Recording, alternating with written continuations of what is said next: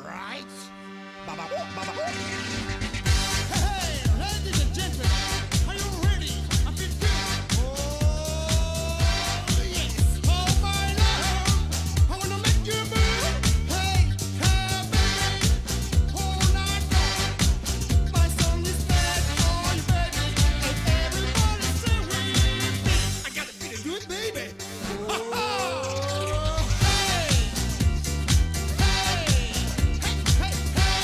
Hola, hola, ¿qué tal? ¿Cómo les va? Tengan todos ustedes muy buenas noches, bienvenidos a Semanario TV. El menú y el abanico de temas y de invitados que tenemos para hoy van a ser variados entre la política, si se quiere, y la economía. En el segundo bloque vamos a estar hablando con Marcelo Capelo, directivo de IERAL, acerca de algo que tarde o temprano termina golpeando en la puerta de cada hogar, como es la presión tributaria. Vamos a estar hablando de un trabajo que se hizo en el último cuarto de siglo y tiene que ver con la evolución de la presión tributaria en las provincias. Eso en el segundo bloque. Pero ya en el primer bloque vamos a estar hablando, tal vez, y haciendo analogía con un deporte como es el boxeo, la primera piña que le entra fuerte al presidente Milei, como es el criptogay, como se denomina, ¿no? Lo hizo por negligencia, se autoinfligió, quiero decir, tenía conocimiento de esto y a partir de ahí todos los disparadores que se meten en esta polémica, ¿no? Judiciales, políticos, económicos, etc. Sobre este tema ya vamos a estar hablando y ya lo saluda el doctor Juan Carlos Vega. Doc, ¿cómo estamos? Gracias por venir. Gracias a ustedes por invitarme. Bueno, lo decía un poco y aparte escribiste una columna muy interesante en Clarín hace unos días. ¿Me ayudás a entender un poco qué pasó con el presidente Milei? Porque uno dice, bueno, el presidente Milei se puede haber equivocado en dar una información o difundir algo que tiene que ver con lo sanitario o lo jurídico tal vez, pero no en la economía, que se supone que es lo que maneja, ¿no? Bueno, el análisis mío, más allá de que se coincida o no, se acepte o no, no es periodístico, porque yo no soy periodista. Respeto muchísimo la prensa, a tal punto que estoy alarmado porque las asociaciones de prensa no han salido para decir algo sobre la entrevista de Johnny Viale al presidente. Salió la presidenta. Algo de FOPEA. Bueno, de todas formas, mi análisis tiene dos puntos. Sí. La primera pregunta que yo creo que los argentinos nos debemos hacer es cuál es el valor jurídico y la responsabilidad del Estado detrás de las palabras del presidente Milei.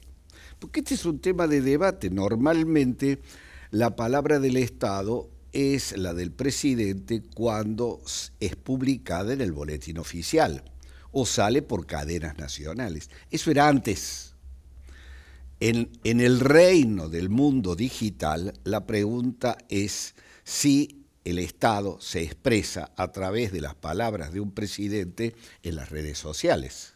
Esa es la pregunta. Es algo que él maneja muy bien. Bueno, pero más allá de que lo maneje, ¿está hablando el Estado? Sí, bueno. Porque mucha gente ha salido a decir, no, el Estado no estaba hablando, sino que estaba hablando el señor Javier Milei. Si me preguntaba a mí, sí, claro que sí. Bueno. Con un dato que me parece, te quiero interrumpir en esto. ¿Sí? Cuando él es muy activo en X, lo que era Twitter, ¿no? Cualquier presidente o primer mandatario del país, por supuesto que se siente orgulloso de poner presidente de Ecuador, presidente de Argentina, de Chile. Él no, él dice economista. Ese datito nada más, ¿no? Más allá de lo que diga, yo soy jurista. La voz del Estado, la expresión de la voluntad del Estado, la expresa el presidente, así lo haga a través de una cuenta privada o una cuenta pública. Es el presidente, punto. Fuera de discusión. Él no puede ponerse el saco y sacarse el saco de presidente. Milei expresó a la República Argentina. Está fuera de discusión. Este es un debate que está en Francia, en Estados Unidos. Trump es el ejemplo típico de este debate. Pero Javier Milei, en Davos, habló en nombre de la República Argentina. Claro. El viernes pasado, cuando alentó, promocionó o difundió, como dice él, esta criptomoneda, habló en nombre de la República Argentina. Claro. Esto no es un simple detalle, porque detrás de la palabra del Estado, del presidente de la Nación, está la posibilidad de los daños. Que de hecho hubo en ese sector, ¿no? Del nicho de la Bueno, criptomoneda. pero está la posibilidad del daño al Estado, lo que contradeciría toda la política del presidente Milei de que sus palabras no han dañado, no han incorporado ningún perjuicio para el Estado. No es así. Porque los juicios que están en trámite ahora lo vamos a terminar no pagando solamente por vía de los eventuales juicios que se vienen, porque sean 44.000 damnificados o sean 4.000, como dijo el presidente, en Nueva York se van a plantear. Y cuidado, porque va a ser jurisdicción de los jueces de Nueva York, que están acostumbrados A dar sentencias. a castigarnos a nosotros. Privatización de YPF, Repsol. Evidente. Es muy fácil castigarla a la Argentina, porque normalmente cometemos errores y porque tenemos pésimos defensores. Es muy fácil. Lo hemos tenido en Londres con el cupón del PBI. Claro. Lo hemos tenido en Nueva York con YPF. Son Los índices de Moreno. los índices. Son demandas muy grandes. Habrá que ver estos muchachos que están en manos de abogados que son buitres Verdadero buffet. en Nueva York, qué tipo de acción van a iniciar, pero seguramente que lo van a hacer ante jueces de Nueva York. Claro. Entonces, la primera aclaración que hay que hacer, la palabra de Milei se presenta a la República Argentina. Bien, hecha esa aclaración, te quiero ir a otra pregunta. ¿Negligencia o engaño?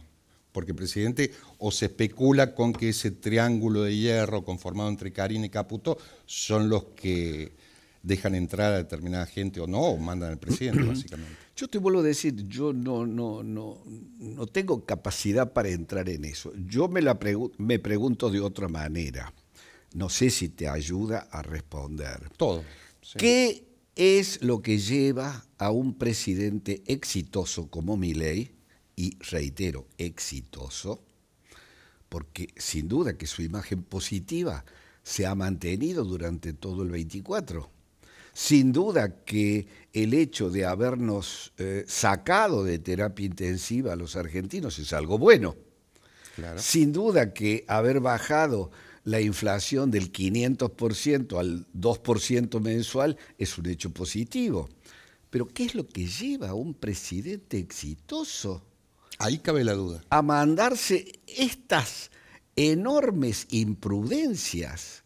¿Qué? ¿La plata? ¿La codicia? ¿El soborno? ¿O realmente lo que lo llevó a Milei a esta enorme, al menos, imprudencia es la soberbia del poder? Y ahí entramos al narcisismo, si se quiere. Y ahí entramos en una vieja enfermedad argentina, la misma que tuvo Cristina. Síndrome de Ubrich, entre otras Evidente, la psicopatología del poder. Dale, me gusta eso. La psicopatología del poder es un término que viene de la psicología social marcusiana, en donde te dicen de que todo poder enferma. Y cuando ese poder es casi absoluto, como es el presidencialismo en Argentina, Y Manuel Kant lo supo plantear muy evidente, enferma muchísimo. bien, ¿no? Fíjate Y es vos, adictivo. fíjate vos la coincidencia. Cristina Fernández de Kirchner, que nos llevó a Massa, y Massa nos llevaba al default. O sea que yo quiero ser muy objetivo cuando le pego a Milei, porque estoy reconociendo todo el pasado de la Argentina, que fue horroroso, corrupción e incompetencia. Pero Cristina, en el esplendor de su popularidad, cuando había logrado el voto del 54% de los argentinos, que ahí competía Lilita Carrió en esa elección. y Lilita estaba también ahí. Bueno, pero Cristina se ensoberbeció. La frase de Cristina es: ahora vamos por todo. Sí, ¿Te acordás? sí, claro. Y de Néstor también. A del Milei kirchnerismo. le pasó algo parecido. Un Milei que apareció como el salvador de la patria, el domador de la casta, que hizo bien las tareas de macroeconomía, se ensoberbeció con el poder y dijo: me las puedo todo. Ahora, si fue estafado o fue un estafador, Será producto del futuro. lo dirá la justicia. Pero ahí viene otro problema. ¿La justicia? La justicia. Viene una Servini y Cubría que tiene un gran olfato judicial, digamos. Político. Político, que siempre quedó bien desde el gobierno de Menem hasta ahora, nunca los puso en apuro. Digo, la justicia también tiene un gran olfato político para ver quién manda. Servini y Cubría, jueza federal con competencia electoral, es la que lo va a investigar y pone a un fiscal ahora. El último libro mío en Astrea es sobre la corrupción como sistema de poder. La corrupción en Argentina no es un simple delito penal, no nos engañemos. Es un sistema de construcción de poder, en donde la clave es el Poder Judicial. Claro, la madre que tiene que regular todo. Porque el Poder Judicial es el que garantiza la corrupción. Yo he criticado y he escrito sobre la famosa ficha limpia. Sí. Porque sí. la ficha limpia pone como condición para probar la ficha sucia que haya condena en segunda instancia. Y se olvidan que una condena en segunda instancia en Argentina por corrupción dura 14 años. Qué raro que se hayan olvidado, lo pasaron por alto, exprofeso. Digo, Bueno, ¿sabes lo que...? Sí, con mi ley estamos en manos de lo que decida la justicia, pero la justicia en Argentina es una justicia débil frente al poder. Genuflexa, entre otras cosas. Y quiero cerrar este capítulo y ya meterme en la última pregunta con el tema de la justicia, ¿no? Una vez hablando también con un jurista me dijo, corrupción hay en todas partes del mundo. Lo que no hay es impunidad al nivel de Argentina, ¿no? Ya para ir cerrando, Juan, y te quiero agradecer tu visita, como siempre. Los mercados, digo, no es tu área, pero quiero tu olfato, teniendo en cuenta que fuiste un diputado nacional, que estuviste en la carrera política, partidaria. Los mercados respondieron bien, digo, esto le hubiera pasado a otro presidente, tal vez los golpes en las consecuencias judiciales, políticas y económicas hubieran sido más graves. Sin embargo, en el Senado terminan en diputados blindando la comisión de investigación, los mercados bien, el Fondo Monetario Internacional bien. Por ahora. Por ahora. En Argentina todo es sí, es por muy ahora. volátil. Yo creo que esto tiene inevitablemente un costo en la imagen de Milei. Innecesario, aparte, ¿no? Absolutamente innecesario, porque venía en quinta el presidente. Pero ya está dañada la credibilidad presidencial. Y la credibilidad presidencial, cuando se daña, inevitablemente va a impactar en la economía. Porque la economía no es solo Caputo. La economía es calidad institucional. Los últimos premios Nobel en economía del 2024, su trabajo así lo dice. El crecimiento económico de los países inevitablemente está asociado a la calidad de sus instituciones. Va de la mano con la política, ¿no? Y viceversa, ¿no? Me extraña que alguien se haya dejado engañar, supongamos que fue esa teoría que decía que iba a ganar el Premio Nobel de Economía, ¿no? Pero bueno, los errores y la política de Argentina es así. Juan, te quiero agradecer como siempre y hasta la próxima. Muchas gracias y muy amable. Nos vamos al corte, ya volvemos.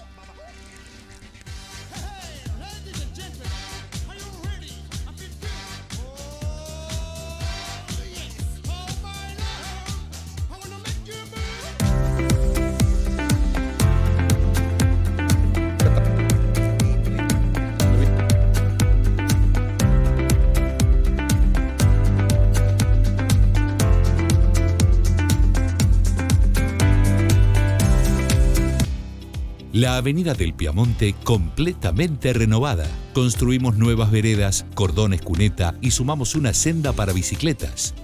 Con estas obras, conductores, ciclistas y peatones ya utilizan este corredor de forma segura y con una transitabilidad más fluida. Además, instalamos nueva luminaria LED en los 900 metros de avenida que unen el Polo Ambiental Rubén Américo Martí con el Parque Kempes. Hacemos obras que son soluciones para los vecinos y vecinas de la ciudad. Córdoba Capital. Juntos, hacemos más. Se armó, se armó, se armó. El 70-30. el nuevo entretenimiento de la Lotería de Córdoba, que la tiene toda. 70 millones que crecen todas las semanas. El sale o sale de 1 millón. Y si no le pegás a nada, ganás 1 millón de pesos por mes por 30 meses. Además, con tu jugada tenés chances extras por 300.000 pesos. Todo por solo 1.200 pesos el ticket. ¡Hey, hey, hey, hey! ¡Aguante el 70-30! La tiene toda. 70-30. Armate el tuyo en tu agencia amiga de Lotería de Córdoba.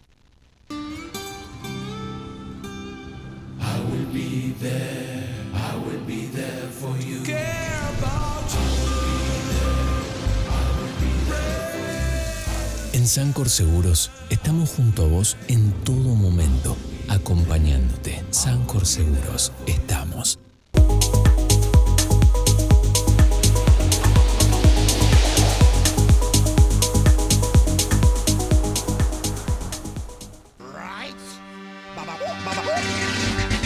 Hey, ladies and gentlemen, are you ready?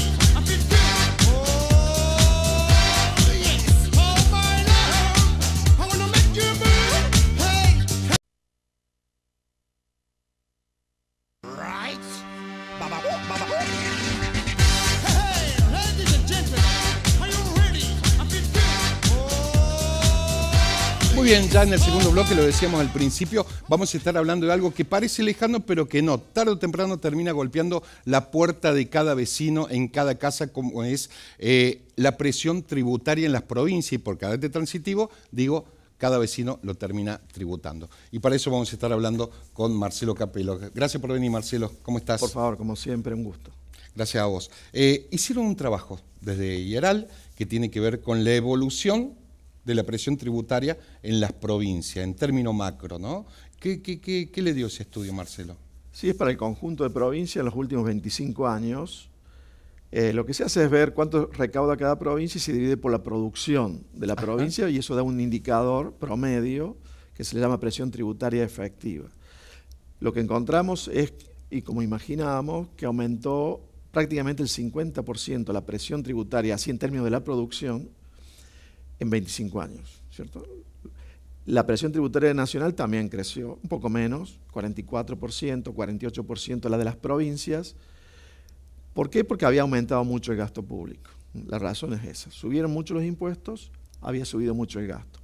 El año pasado se ajustó el gasto en alguna medida, en nación y en provincias también, pero me parece que todavía queda por arreglar algo ahí con el gasto público para que puedan seguir bajando los impuestos. ¿Y por qué se reclama mucho por los impuestos y que haya baja de impuestos?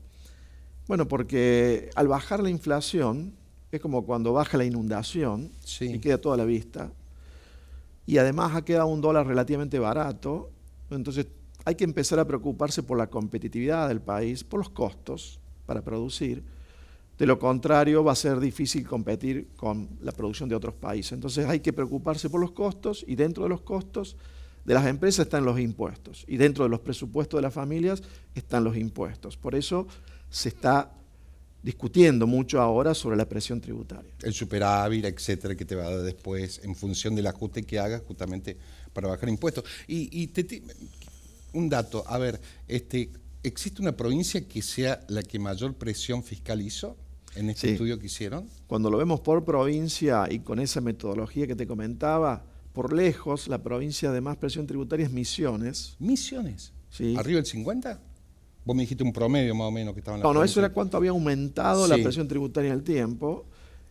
En la medición sobre la producción, por ejemplo, Misiones da cerca del 13%, o sea, cerca del 13% de lo que produce Misiones se va en impuestos provinciales, y a lo mejor la provincia que le sigue, que es Tucumán, daba algo así como 8 o 9%. O sea, mucha diferencia entre Misiones y Tucumán. ¿Qué La pasa en brecha. Misiones? Sí.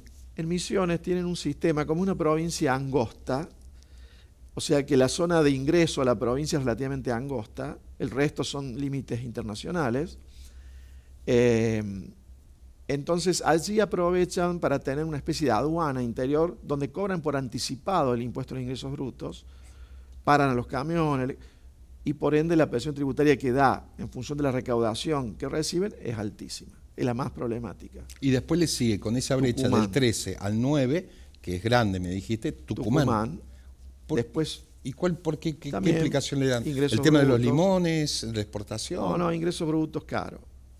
El Estamos principal hablando de impuesto de una- las provincias sí. es ingresos brutos. Claro, estás hablando de la presión fiscal que se traduce generalmente en más gasto público, más Claro. costo público, etcétera, pero una de las provincias, tal vez, vos tendrás los datos, para mí es Formosa, Chaco, por ahí, de las provincias más pobres, pero está dentro Sí, de las sí. provincias más pobres, sin embargo, la presión fiscal es Sí, sí, altísima. Misiones también, si uno ve la tasa de pobreza, está entre las más pobres, ¿no? Tucumán también. Es alta la presión tributaria, de nuevo, por el tema de ingresos brutos. Esto corre por mi cuenta, o sea, la política malentendida, ¿no? Costos.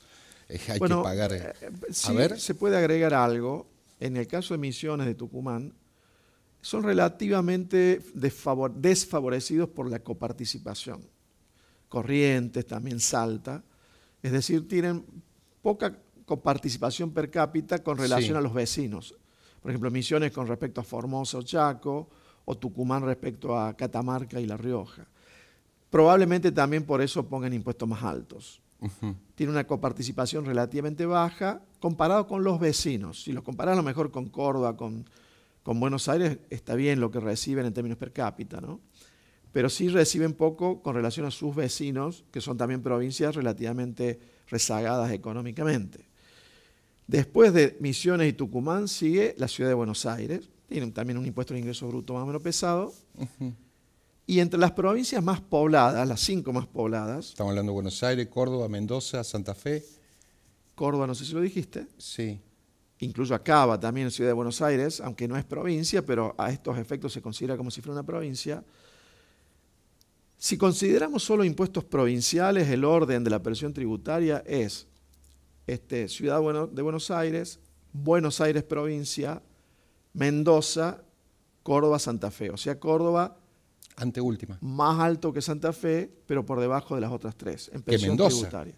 Un poco por Más debajo bajo de que Mendoza, Mendoza. Sí. que Buenos Aires y Ciudad de Buenos Aires. Estamos hablando de las provincias tal vez más productoras y que mayor habitantes, ¿no? De las que tienen más habitantes, quizás también más productivas. Eso considerando todos los impuestos provinciales, ingresos brutos, impuesto inmobiliario, sellos e impuesto a los automotores, que son los 4 más ¿Buenos importantes. Aires, ciudad de Buenos Aires o provincia de Buenos Aires primero? Ciudad, Buenos Aires, provincia, Mendoza, Córdoba y Santa Fe. ¿Cierto? En ese orden. En ese orden. Si sumamos los impuestos municipales, porque hay provincias donde a lo mejor el impuesto provincial es un poco más alto, pero más bajo el municipal, ahí el orden queda Buenos Aires primero, Ciudad, claro. no, perdón, provincia, Provincia. porque la ciudad de Buenos Aires es provincia y municipio a la vez. Entonces no hay dos ingresos brutos, el provincial y el municipal, hay uno solo. En cambio, en el resto de las provincias hay un impuesto de ingresos brutos provincial y uno municipal. Hay un impuesto inmobiliario provincial y uno municipal. Por eso también es bueno sumar los municipios, la presión tributaria de los municipios, y allí el orden te queda Buenos Aires provincia, Cava, Córdoba en el medio, Mendoza y Santa Fe. Ahí sí Córdoba está arriba de Mendoza. Sube un escalón En cuanto a y municipio. lo supera a Mendoza. Porque Sí. en Mendoza los municipios deben tener una menor presión tributaria. ¿Cierto? O sea que Córdoba está en término medio entre las 5 más pobladas de la Argentina. Y ahí me das pie para preguntarte, bueno, hubo una polémica política, por cierto, de la oposición, etcétera, cuando empezaron a llegar primero el impuesto inmobiliario urbano, ¿no? Una oposición, bueno, es una lectura política. Pero entonces, con esto que vos me estás diciendo, Córdoba estaría inclusive abajo de Mendoza, que es más chico. Claro, pero eso es en el total de los impuestos, donde Sí. pesa mucho ingresos brutos. Ingresos brutos es el 80% de los impuestos de las provincias, ¿cierto? Y lo que se está discutiendo mucho en Córdoba es primero el impuesto inmobiliario Y y, después ahora rural. más recientemente ingresos brutos, ayer o antes de ayer. Sí. El ¿Cómo estuvo impuesto- esa evolución? ¿Cómo? El impuesto inmobiliario en general en las provincias pesa mucho menos ahora que hace 25 años atrás. Pesa la mitad ¿Pesa la mitad? en el promedio de las provincias. Sí. ¿No? Y en Córdoba también. ¿Qué ha pasado? Que las provincias en los últimos 25 años, como ha habido inflación, en vez de actualizar el impuesto inmobiliario todos los años a la par de lo que crecía la inflación o los valores de los inmuebles, prefirieron aumentar ingresos brutos y sellos, otro impuesto muy malo, ¿Por qué? Porque son invisibles a los ojos de los contribuyentes. A vos te suben ingresos brutos, el comerciante, el productor te lo carga en el precio porque es un impuesto que se traslada cuando se puede, se traslada hacia adelante. Todos nosotros pagamos un buen porcentaje de ingresos brutos o de la tasa municipal sobre el comercio cuando compramos cualquier cosa y no nos damos cuenta. Bueno, En realidad claro. nosotros pagamos mucho más en Córdoba o en cualquier provincia, mucho más de ingresos brutos Y sellos. y sellos que de inmobiliario. Fíjate, sellos nada más, un impuesto que nadie sabe que existe. Cuando uno compra con tarjeta de crédito, te aplican una alícuota del 1% de sellos. Entonces, cuando uno ve el resumen de la tarjeta, vos fíjate que va a haber impuesto de sello y suma Eso queda para la provincia. para las provincias, exactamente.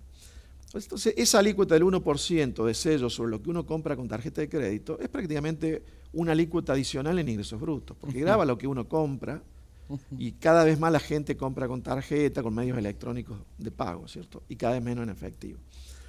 Y ingresos brutos. Entonces, las provincias han elegido y los municipios aumentar los impuestos que son invisibles para los Como sellos contribuyentes. sellos, ingresos brutos, Vienen etcétera. escondidos en los precios. Pero sin embargo el inmobiliario urbano tuvo un golpe Dejaron fuerte. atrasar el inmobiliario. ¿Por Sí. qué? Porque el inmobiliario se paga de acuerdo al valor de los inmuebles y la alícuota que fija el Estado.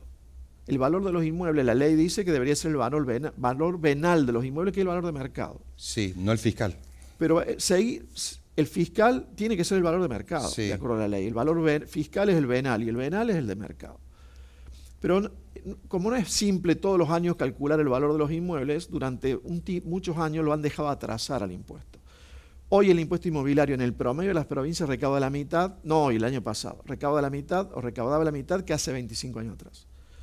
Ahora, este año sí aumentó mucho, en Córdoba al menos, que son lo que uno escucha en la discusión.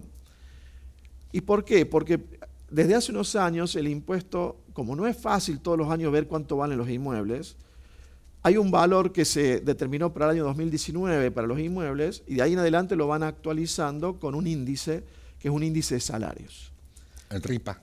El RIPTE. RIPI. RIPTE. Entonces, este año los inmuebles se ajustan, el impuesto inmobiliario se ajusta por el RIPTE, o sea, la suba de salario del año pasado. Como el año pasado hubo mucha inflación y también subieron los salarios nominalmente mucho, claro, para este año da una suba del impuesto del 172%. Teóricamente hay otra Sí, polémica. Y hay otros que no tienen tope, porque hay un tope del 172% y hay 21.000 propiedades de Córdoba que no tienen el tope porque son de mayor valor. Ahí puede aumentar 500%, 1.000% en algunos casos. Ahora bien, claro, el índice sigue el valor del año pasado, 172%, pero este año la inflación va a ser mucho menor. La inflación promedio este año va a ser, de acuerdo al gobierno, 34, 35%. Sí, 2,2 dio ahora, hay que ver cuánto da. Y en febrero. diciembre contra diciembre, porque esto que te digo yo de 34% es la inflación promedio anual. Ahora, si vos la medís en diciembre de este año, Sí, si se la mide en diciembre contra diciembre del año pasado, sí. según el gobierno va a ser 18%. Y ahí está el desfase, que como se actualiza el impuesto de este año con el RIP del año pasado, el RIP del año pasado da 172% y la inflación este año va a ser la promedio 34%.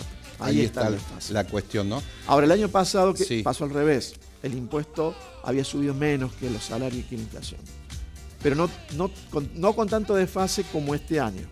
Lo que pasa es que la inflación, cuando se desacelera de golpe, como está ocurriendo ahora con Milei, genera estos problemas. Si vos ajustás una variable con el valor del año pasado, y el año Claro. pasado era mucho más... Pero la ahora va a inflación. bajar porque es la tendencia, etcétera, etcétera, ¿no? Exacto. Marcelo, te quiero agradecer como siempre y seguramente te vamos a estar convocando porque viene la apertura de sesiones del presidente Milei. Dijo, entre otras cosas, que Argentina, de los 160 impuestos que pagamos directa e indirectamente, aproximadamente, vamos a quedar en 7 a 9 impuestos, ¿no? No creo que Veremos eso qué pasa ocurra en lo de inmediato. que queden tan pocos impuestos, pero ojalá baje la presión tributaria básicamente en derecho a exportación, impuesto al cheque, ingresos brutos y el ingreso bruto municipal y el sello provincial.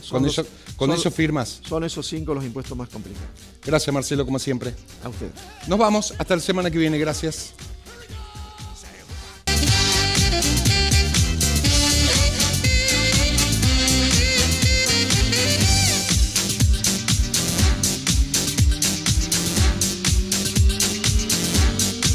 Hey, look at the trick that I hope I was trying